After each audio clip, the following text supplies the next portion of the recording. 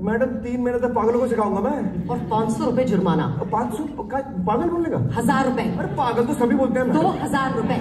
पागल में ऐसी कौन सी बात होगी? 5000। হ্যাঁ, সিতারে সিনেমা যার কিছু অংশ আমি দেখালাম। লাস্ট সানডে মানে 22শে জুন এটা আমরা দেখেছি, রিলিজ করেছি 30 জুন। দুদিনের মধ্যেই দেখেছি, বিকজ আমার ছেলে এসছে হচ্ছে বৃহস্পতিবার 19 তারিখে। আর আমরা মুভি খুব কম দেখি। আর এত বাড়ির কাছে এই রাইট সাইডে একটা নতুন পার্লার হয়েছে, দেখাই বাড়ির সামনে। এখানে পরপর তিনটে মানে তিনটে বিল্ডিংয়ে মানে তিনটে পার্লার। তবে এই পার্লারটা বেশ বড় সড়ো হয়েছে। এইদিকেও লেফট সাইডেই বলছিলাম পার্লার আছে। এছাড়া নজরুল তীর্থে যাচ্ছি এই সিতারে জামিন পার দেখতে, জাস্ট গাড়িতে ওঠা আর নামা। এটা একটা অভ্যাস দাঁড়িয়ে গেছে, হাঁটার অভ্যাস চলে গেছে, খুবই বাজে। এটা প্রায় 22 বছর হলো। আর এসেও গেছি।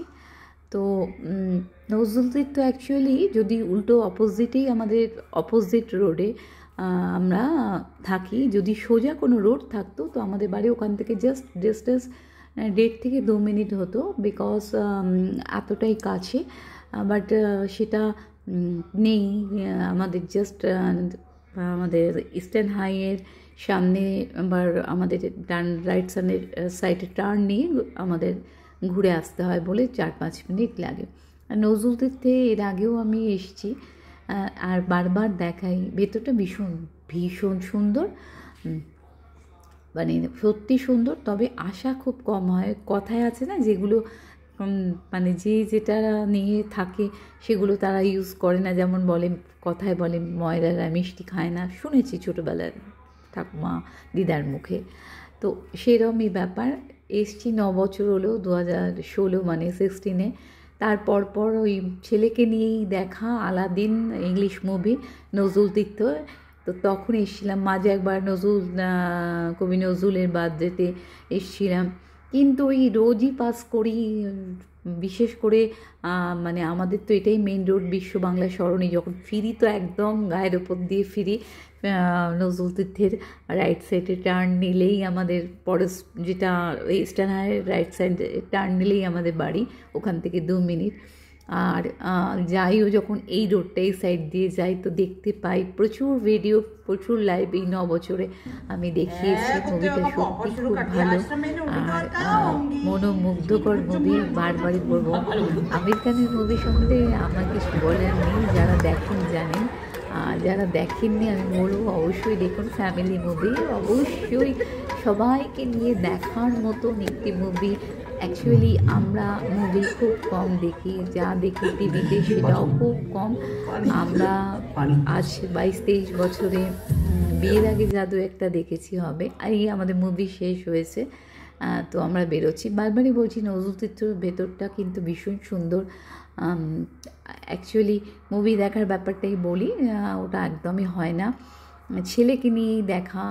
ফার্স্টে দেখেছিলাম সিটি সেন্টারে 2011-11 উট পাঠান বলে একটি বই এসেছিলো, ভীষণ মজাদার হাসির। তারপরে দেখলাম 2015 স্পাইডারম্যান ভার্সেস ব্যাটসম্যান। আরেকটি দেখলাম জঙ্গল বুক। দুটোই দেখেছি অবশ্য শ্বশুরবাড়ির সামনে, যেটা শ্বশুরবাড়ি রুবির পাশেই অ্যাক্রোপলিস, মানে আমার ছেলের ডিপিএসের সামনে।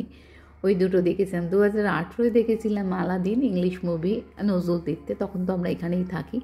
আর এই দেখলাম 25-এ। মাঝে তো কবির গেছে, এইসবের জন্যও হয়নি। তাছাড়া সবার আগে যেটা হচ্ছে ছেলের ক্লাস 10, ক্লাস 12 বোর্ড, তারপর নেট এক্সাম ছিল, তারপর মাঝে ছিল কবির এলো।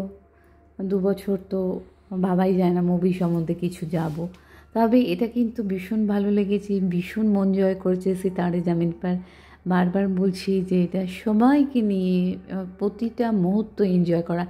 3 ঘন্টা সিনেমা হল, হাসছে হো হো করে, মানে সবাই হাসছে। এত 3 ঘন্টা মনকে খুশি করে দিয়েছে।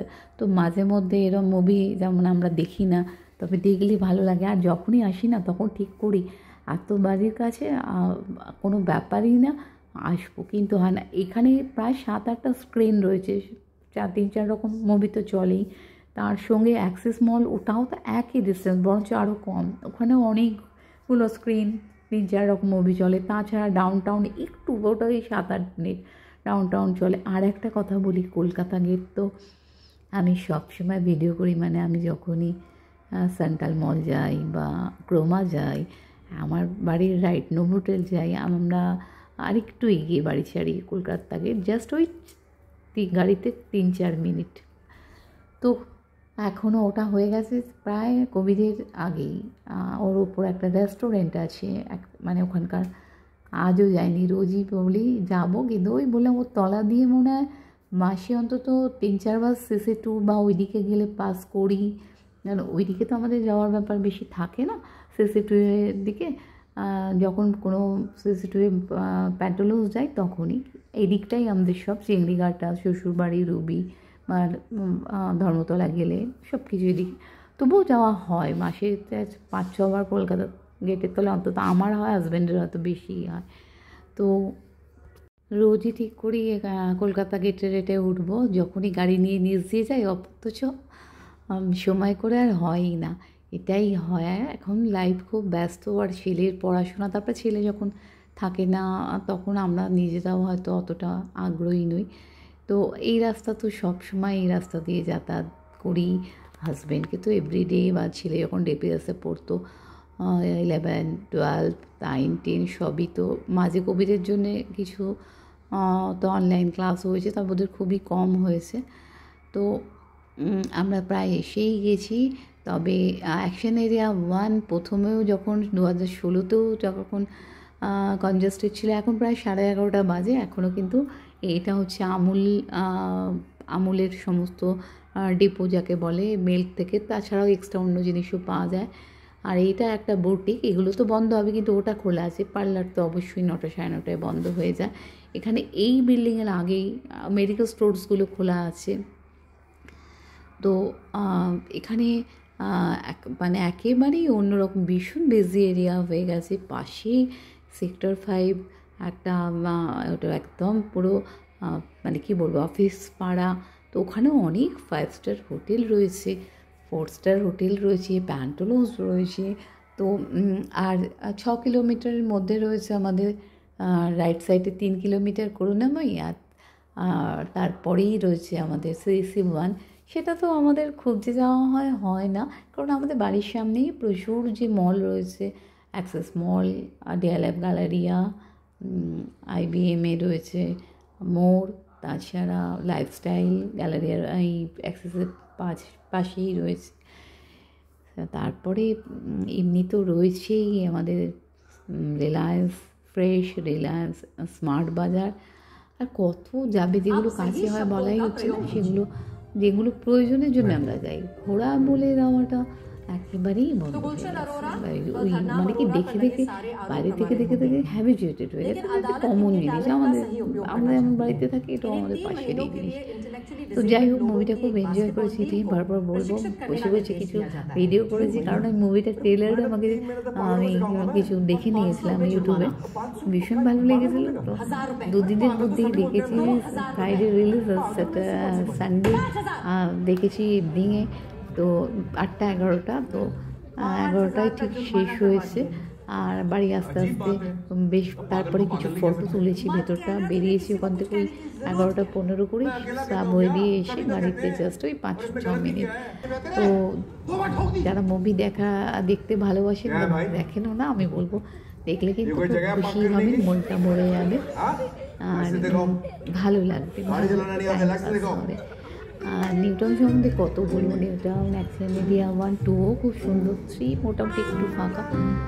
নিকো পার্ক পাশেই ইকো পার্ক রয়েছে, জাস্ট 2.5 থেকে 3 কিলোমিটারের মধ্যে, 5-7 মিনিট লাগে। ওখানে একটি মিষ্টি হাবও রয়েছে, এরপরে ভিডিও করলে দেখাবো অবশ্যই।